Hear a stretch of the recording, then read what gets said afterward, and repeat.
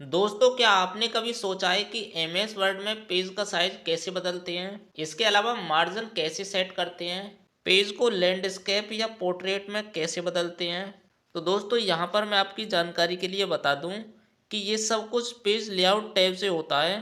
और हाँ दोस्तों, अगर आप एमएस वर्ड में प्रोफेशनल तरीके से पेज को सेट करना चाहते हो तो ये वीडियो आपके लिए बहुत ही खास होने वाली है, क्योंकि दोस्तों आज हम एम एस वर्ड के पेज लेआउट टैब को बहुत ही विस्तार से सीखने वाले हैं।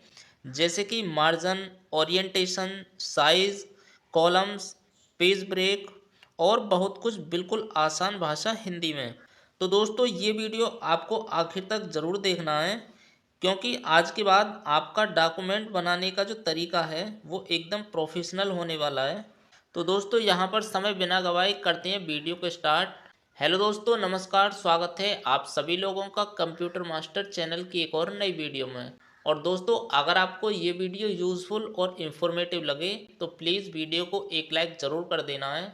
और दोस्तों इस वीडियो को अपने सभी दोस्तों के साथ शेयर कर देना है। और दोस्तों हो सके तो चैनल को सब्सक्राइब करके घंटी का जो बटन है उसको ऑल पर सेट कर लेना है, ताकि आगे आने वाली वीडियो की नोटिफिकेशन सबसे पहले आपको मिल सके और आप हमारी वीडियो देख पाएँ सबसे पहले।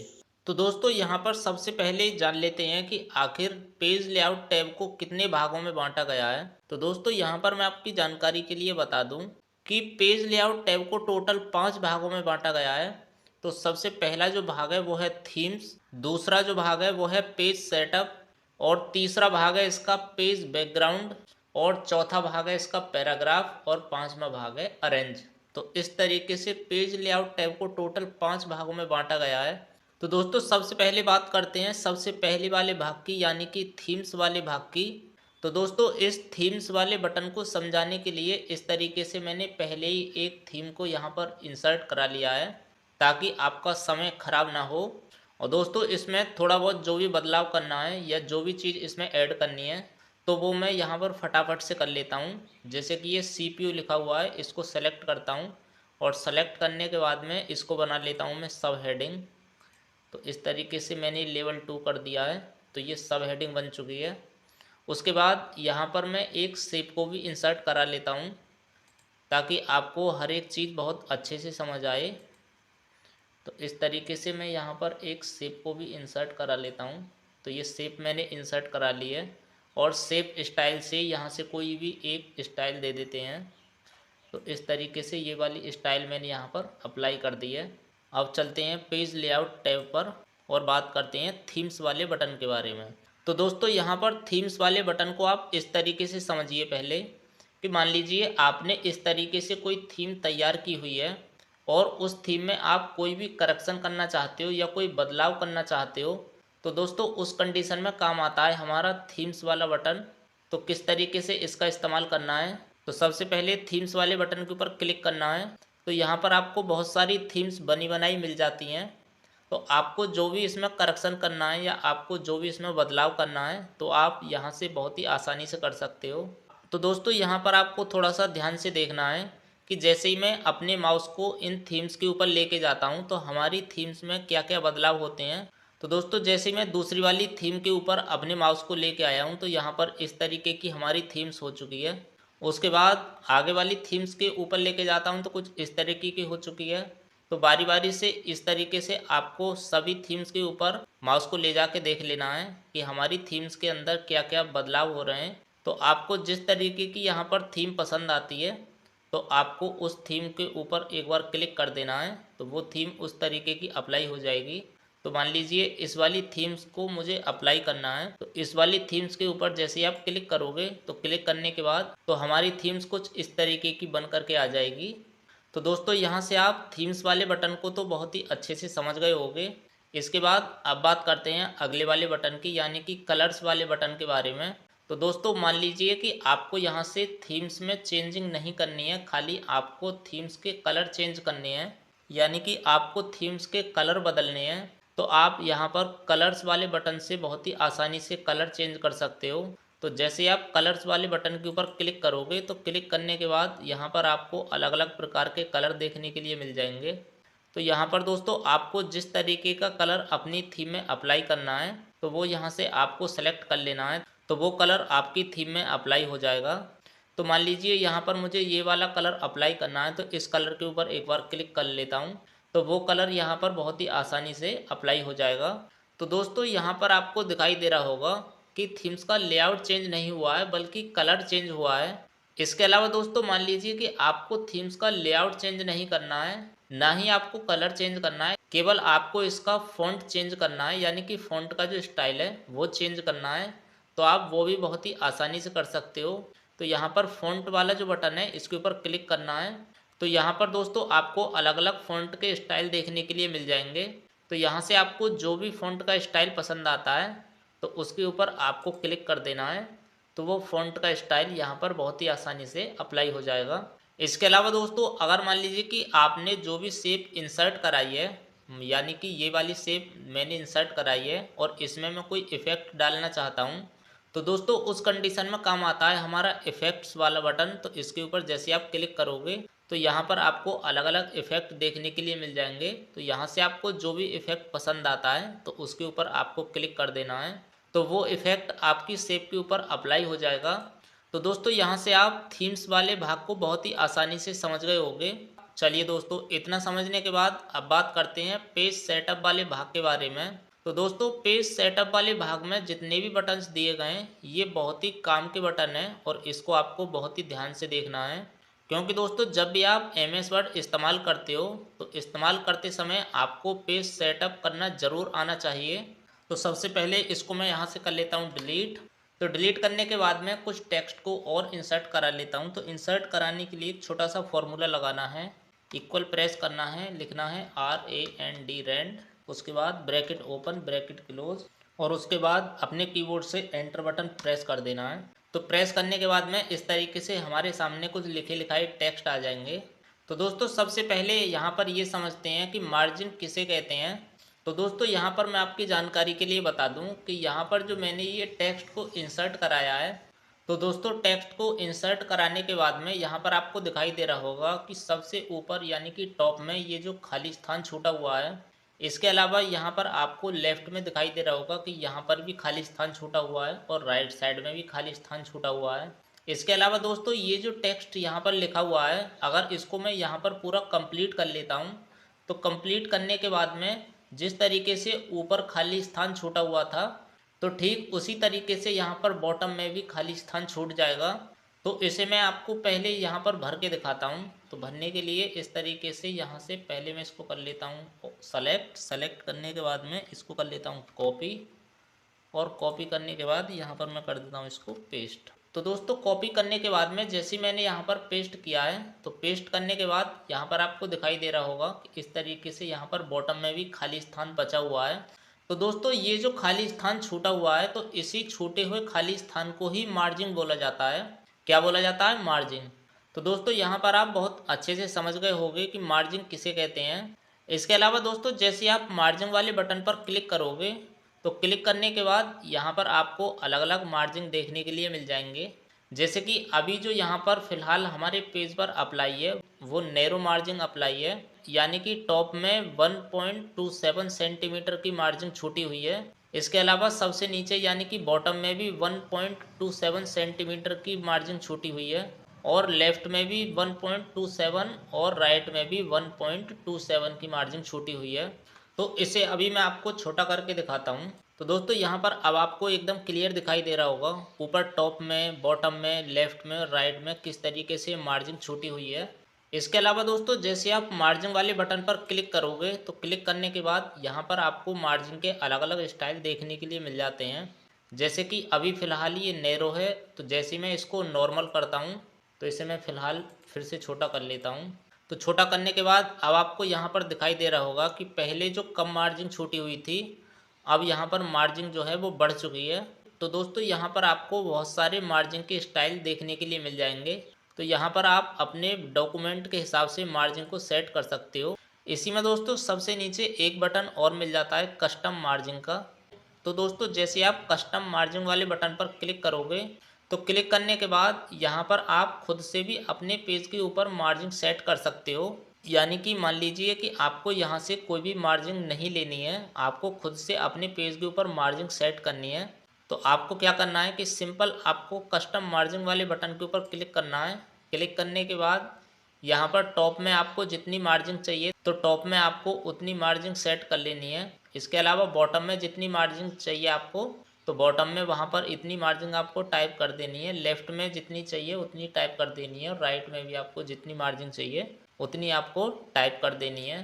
तो मान लीजिए यहाँ पर ये जो मैंने पेज के ऊपर टेक्स्ट इंसर्ट कराए हैं तो मैं चाहता हूँ कि इसमें जो भी मार्जिन है वो मार्जिन बिल्कुल यहाँ पर ख़त्म हो जाए, यानी कि कोई मार्जिन ही ना रहे यहाँ पर। तो उसके लिए क्या करना है कि ये जो 5 सेंटीमीटर है इसको हटा के यहाँ से 0 कर लेना है। उसके बाद बॉटम में भी आपको 0 कर देना है। उसके बाद लेफ़्ट में भी आपको ये हटा के 0 कर देना है। राइट में भी आपको ये हटाकर 0 कर देना है। उसके बाद ओके वाला जो बटन है इसके ऊपर जैसे मैं क्लिक करता हूँ तो क्लिक करने के बाद यहाँ पर आपको दिखाई दे रहा होगा कि हमारा जो पेज है अब उस पेज में जो भी टेक्स्ट लिखे हुए हैं तो यहाँ पर कोई भी मार्जिन नहीं है। जो भी मार्जिन थी वो यहाँ पर हट चुकी है। तो यहाँ पर ये जो आपको अभी खाली जगह दिखाई दे रही है तो अगर मैं यहाँ पर लिखना स्टार्ट करूँ तो यहाँ पर नीचे तक मैं टेक्स्ट लिख सकता हूँ। तो यहाँ से इसको मैं पहले सेलेक्ट कर लेता हूँ। सेलेक्ट करने के बाद में इसको करता हूँ मैं कॉपी।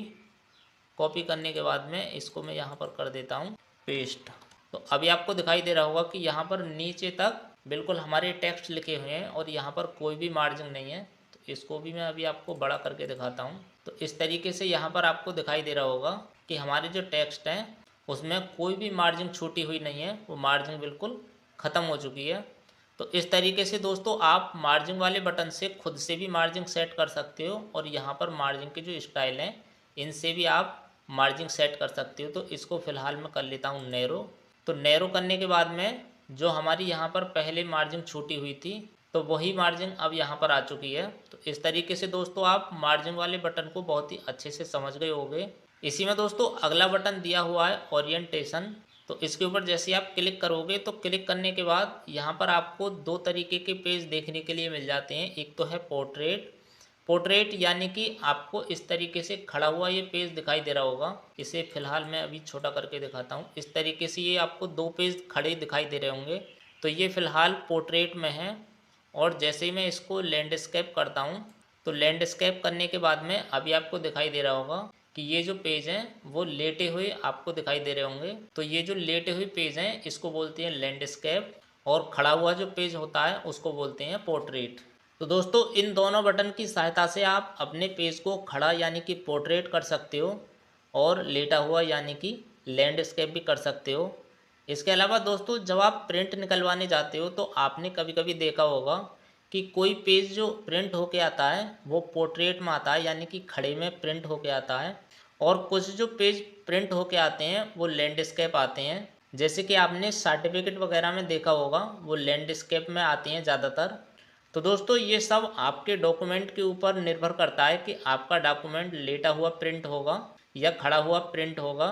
तो दोस्तों मान लीजिए कि आपको कोई भी डॉक्यूमेंट इस तरीके से लेटा हुआ प्रिंट करना है तो उस कंडीशन में दोस्तों आप लैंडस्केप करके उसे लेटे हुए में प्रिंट कर सकते हो। और इसके अलावा अगर मान लीजिए आपको कोई डॉक्यूमेंट खड़े में प्रिंट करना है तो उस कंडीशन में आप उसे पोर्ट्रेट यानी कि खड़े में प्रिंट कर सकते हो। तो दोस्तों यहाँ पर आप ओरिएंटेशन वाले बटन को भी बहुत अच्छे से समझ गए होंगे। चलिए दोस्तों इतना समझने के बाद अब बात करते हैं साइज़ वाले बटन के बारे में। देखिए दोस्तों जब आप MS वर्ड में काम करते हो तो यहाँ पर पेज का जो साइज़ है वो पहले से आपको बाय डिफ़ॉल्ट मिलता है लेटर। लेकिन जब आप इसको प्रिंट करोगे तो प्रिंट किस पर करोगे A4 साइज़ पर, क्योंकि दोस्तों आजकल जो हमारे प्रिंटर में पेज इस्तेमाल होता है वो A4 साइज़ का ही पेज इस्तेमाल होता है। तो जब आप इसको A4 साइज़ पर प्रिंट करोगे तो ये सही से प्रिंट होके नहीं आएगा, क्योंकि दोस्तों यहाँ पर बाय डिफ़ॉल्ट पेज जो सेलेक्ट है वो है लेटर और आप प्रिंट किस पर कर रहे हो A4 साइज़ पर। तो इस वजह से दोस्तों ये सही से प्रिंट होके नहीं आएगा। तो आपको ये हमेशा ध्यान रखना है जब भी आप प्रिंट करो तो जो भी आपके पास पेज अवेलेबल हो, यानी कि आपके पास मान लीजिए कि A4 साइज़ का पेज है या A3 का पेज है या A5 साइज़ का पेज है तो यहाँ से भी दोस्तों आपको वही साइज़ सेलेक्ट कर लेना है। अगर आप ऐसा करके प्रिंट करते हो तो आपका जो प्रिंट है वो एकदम सही से प्रिंट होके आएगा। तो दोस्तों अभी मैं आपको एक एग्जांपल से समझाता हूँ। तो इसको सबसे पहले मैं कर लेता हूँ छोटा। तो छोटा करने के बाद आपको एकदम प्रॉपर दिखाई देगा। तो दोस्तों यहाँ पर अभी आपको दिखाई दे रहा होगा कि हमने जो भी यहाँ पर टेक्स्ट लिखा हुआ है वो पूरे पेज पर लिखा हुआ है। और अगर आप इसको A3 पेज पर प्रिंट करना चाहते हो, यानी कि आपके पास प्रिंटर में जो पेज अवेलेबल है वो A3 पेज अवेलेबल है, जो कि दोस्तों ज़्यादातर CBSE बोर्ड में रिजल्ट में इस्तेमाल किया जाता है। तो दोस्तों जब आप इसे A3 पेज पर प्रिंट करोगे तो इसके ऊपर जैसे मैं क्लिक करता हूँ, तो क्लिक करने के बाद यहाँ पर आपको दिखाई दे रहा होगा कि पहले जो हमारा ये पूरा टेक्स्ट लिखा हुआ था वो पूरे पेज पर लिखा हुआ था, लेकिन अब ये आधे पर हो चुका है। तो दोस्तों A4 पेज जो होता है वो A3 का लगभग आधा होता है। तो दोस्तों अगर आपने यहाँ से पेज का साइज़ A4 सेलेक्ट किया हुआ है और आप प्रिंट कर रहे हो A3 साइज़ पर, तो इस तरीके से प्रिंट होके आएगा। यहीं पर अगर मान लीजिए इसको मैं पहले A4 कर लेता हूँ इस तरीके से, तो अभी आपको दिखाई दे रहा होगा कि फिर से पूरे पेज पर है, तो ये A4 साइज़ है। इसके बाद दोस्तों अब मान लीजिए कि यहाँ से आपने पेज का जो साइज़ है वो A4 सेलेक्ट किया हुआ है और आपके पास प्रिंटर में जो पेज अवेलेबल है वो A5 साइज़ का पेज अवेलेबल है।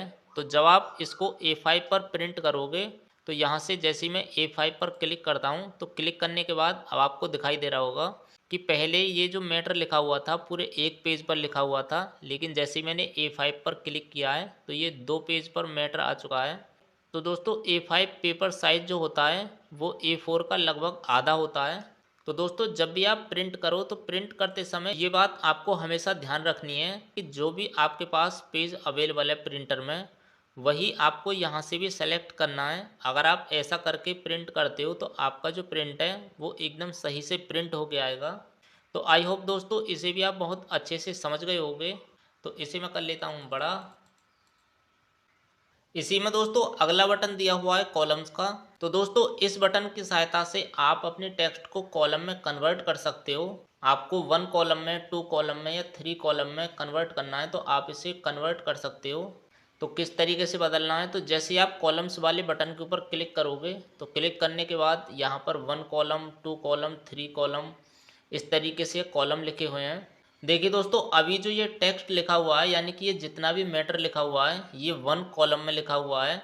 अगर आपको ये 2 कॉलम में बदलना है तो आपको यहाँ पर 2 कॉलम लिखा हुआ दिखाई दे रहा होगा। तो इसके ऊपर जैसे ही आप क्लिक करोगे तो क्लिक करने के बाद यहाँ पर आपको दिखाई दे रहा होगा कि हमारा जो टेक्स्ट था वो पहले 1 कॉलम में था, लेकिन अभी वो 2 कॉलम में बदल चुका है। और इसके अलावा अगर आप इसके ऊपर फिर से क्लिक करोगे, क्लिक करने के बाद यहाँ पर आप इसे 3 कॉलम वाले बटन पर जैसे ही क्लिक करते हो तो अब ये 3 कॉलम में बदल चुका है। और ऐसा दोस्तों आपने न्यूज़पेपर में या स्टोरी वाली बुक में भी देखा होगा कि जितनी भी जानकारी दी हुई रहती है यानी कि जितना भी उस पर मैटर लिखा हुआ रहता है वो सब कॉलम्स के अंदर ही लिखा हुआ रहता है।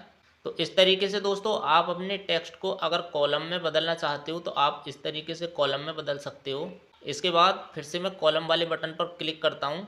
क्लिक करने के बाद जैसे ही मैं लेफ़्ट वाले बटन के ऊपर क्लिक करूँगा, यानी कि लेफ़्ट वाला जो बटन है इसके ऊपर जैसे ही क्लिक करूँगा तो ये पहले वाला कॉलम छोटा रहेगा और इसके पीछे वाला जो कॉलम है वो बड़ा हो जाएगा।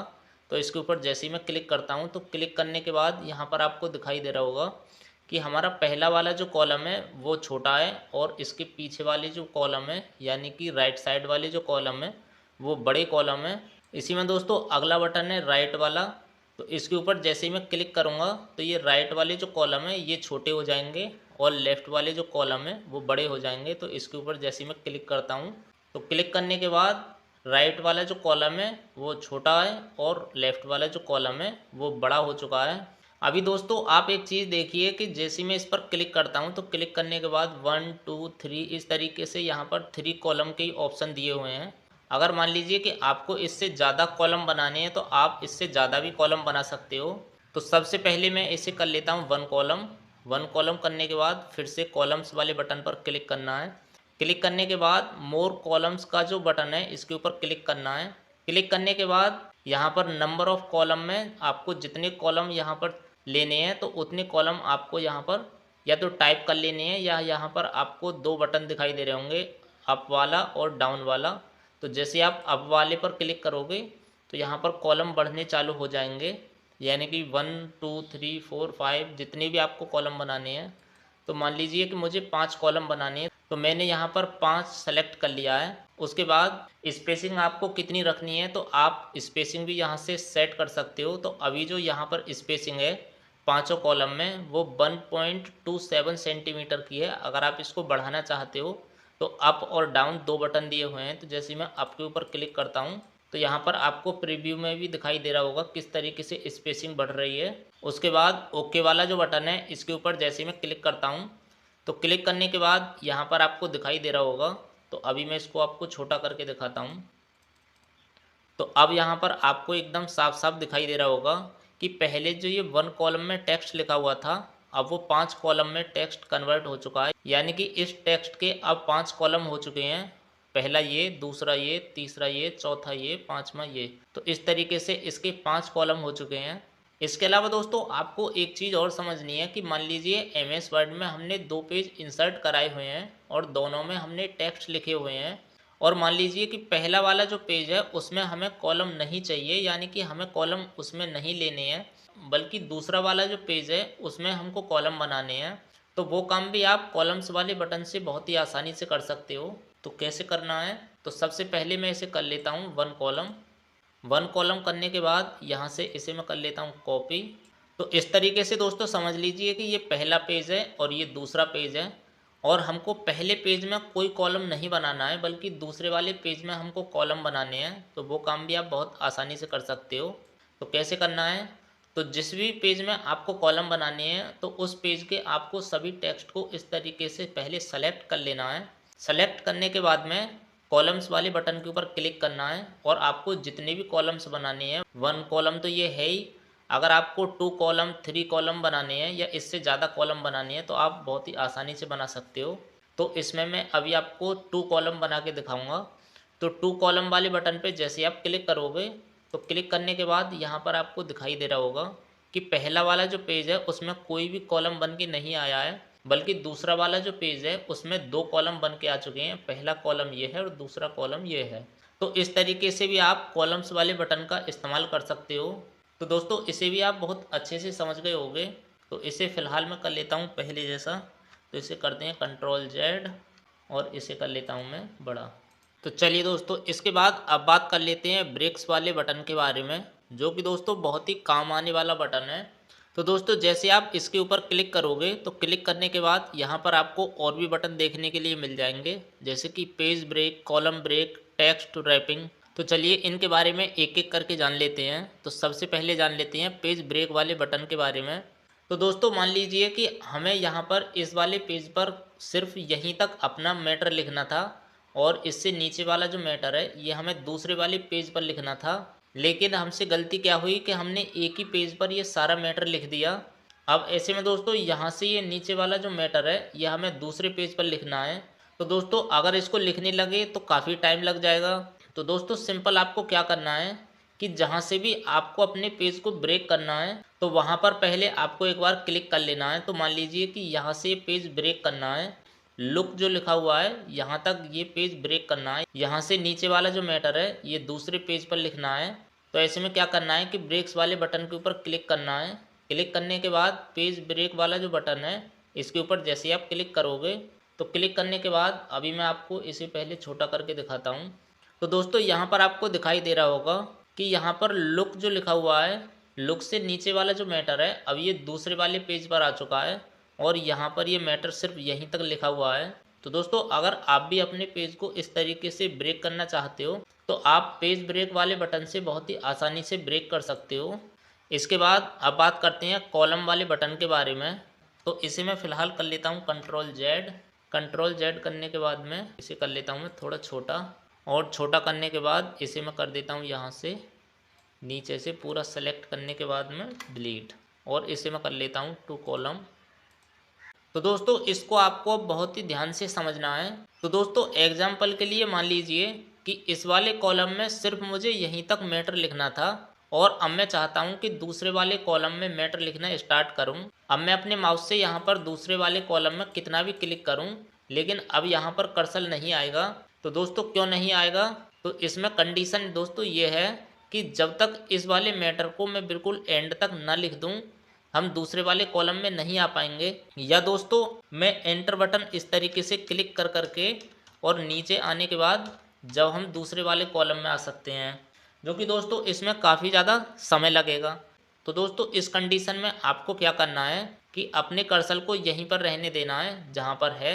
आपको ब्रेक्स वाले बटन के ऊपर क्लिक करना है। क्लिक करने के बाद पेज ब्रेक वाले बटन के नीचे कॉलम ब्रेक वाला जो बटन है, इसके ऊपर जैसे ही आप क्लिक करोगे, तो क्लिक करने के बाद तो अब आपको दिखाई दे रहा होगा कि कर्सर यहाँ पर टिमटिमाने लगा है। और इस दूसरे वाले कॉलम में अब कुछ भी लिखना चाहूँ तो ये दूसरे वाले कॉलम में ही यहाँ से लिखना स्टार्ट करेगा। तो दोस्तों इस तरीके से आप कॉलम्स ब्रेक वाले बटन का इस्तेमाल कर सकते हो। चलिए दोस्तों इसके बाद अब बात करते हैं टेक्स्ट रैपिंग वाले बटन के बारे में। तो दोस्तों सबसे पहले आपको एक चीज़ देखनी है कि आपको यहाँ पर मैं अभी पैराग्राफ दिखाता हूँ कि इसमें टोटल कितने पैराग्राफ हैं। तो दोस्तों यहाँ से यहाँ तक हो गया एक पैराग्राफ, उसके बाद यहाँ से यहाँ तक हो गया दूसरा पैराग्राफ, उसके बाद यहाँ से यहाँ तक हो गया तीसरा पैराग्राफ, और उसके बाद यहाँ से यहाँ तक हो गया चौथा पैराग्राफ। तो इस तरीके से दोस्तों इसमें टोटल 4 पैराग्राफ हैं। और अब मैं चाहता हूँ कि यहाँ से इसको मैं नीचे से लिखना स्टार्ट करूँ, लेकिन कंडीशन ये है कि ये अगला पैराग्राफ नहीं बनना चाहिए। और इसके लिए जैसे मैं एंटर बटन प्रेस करता हूँ तो यहाँ से आपको ये दिखाई दे रहा होगा कि यहाँ से यहाँ तक एक पैराग्राफ तो ये बन गया और एक पैराग्राफ यहाँ से यहाँ तक बन गया। तो अब इसमें कितने पैराग्राफ हो गए?